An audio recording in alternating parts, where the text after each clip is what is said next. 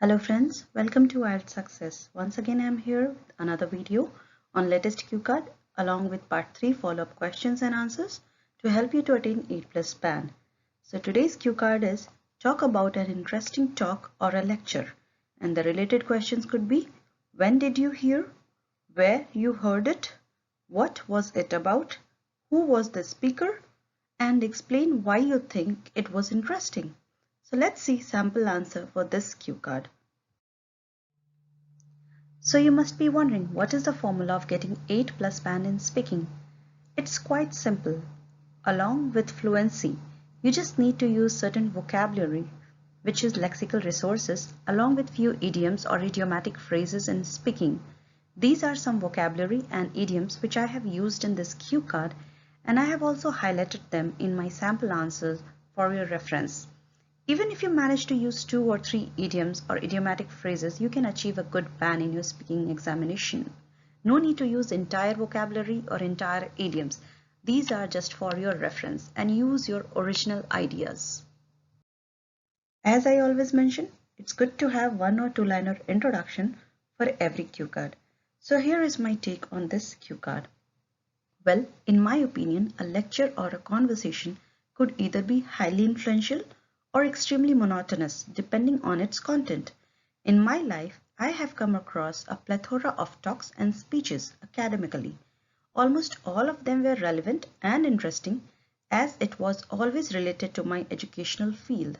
However, one such lecture I would like to talk about today, which not only left an everlasting impression, but also it was remarkably impactful and motivating, that even after ages the memories are still fresh in my mind.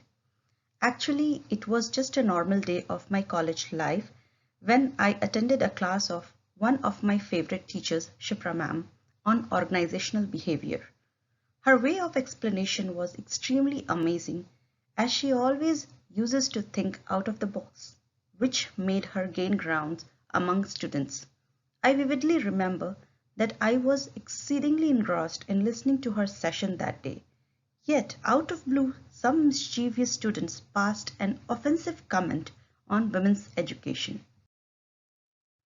According to them, the girls' education was a waste of time and effort as they are intended to be a homemaker. I was on my nerves after hearing this 18th century mentality. However, my professor was as cool as a cucumber, and rather scolding them, she decided to tell a girl's story to the entire class. She told us about a teenager who got married at an early age, leaving all her studies behind. She was never exposed to the external world and was confined to live within four walls. She wanted to study further, yet she never gets supported. Instead, she had a torturous life. Nevertheless, she never gave up and began to study in the night when everyone sleeps. Although staying in an orthodox environment, she succeeded to study further. Somehow, she managed to get her family support, and now she is a senior professor of a reputed university. And this is what we call women empowerment and educational advantage. I was thrilled to pieces when I was enlightened that it was her real story, and those impish students were embarrassed about their thoughts. I believe nothing could be more exciting than to be proud of being a girl. So friends, this is how you are going to prepare this cue card based on your personal scenario by using the lexical resources as well as the idioms which I have used in this cue card. Here are a few part 3 follow-up questions related to this cue card which could be asked by the examiner on your examination day. So let's see some sample answers for these questions. What kind of people are invited to give a speech? Well, delivering a speech is an art which requires knowledge of the subject matter and experience of speaking in a public forum. Therefore, I firmly believe that only those who are efficient orators with in-depth knowledge in their field are usually being requested to give a speech. Nevertheless, it is always a huge advantage if the speaker is an expert in motivating and convincing the audience through their talks. On what occasion one has to be a good listener? I think it is not necessary to have a specific occasion to be a good listener. In fact, a better listener is someone who always pays attention to what is being said by the speaker. However, one must pay attention to important and vulnerable information. It might come from anywhere, such as parents, teachers, employers, and so on.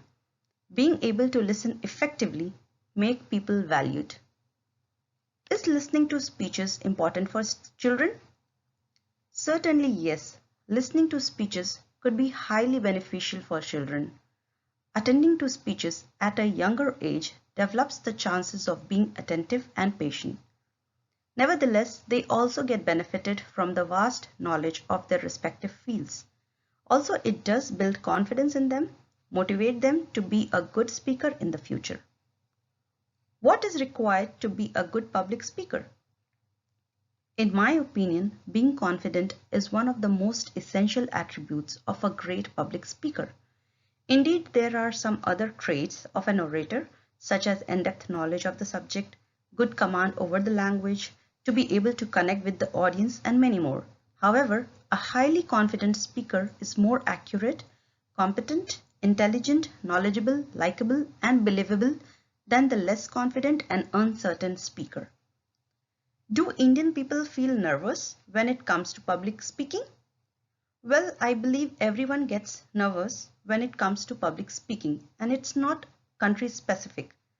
Fear of public speaking is often people's biggest fear, as they get anxious to speak in front of the public.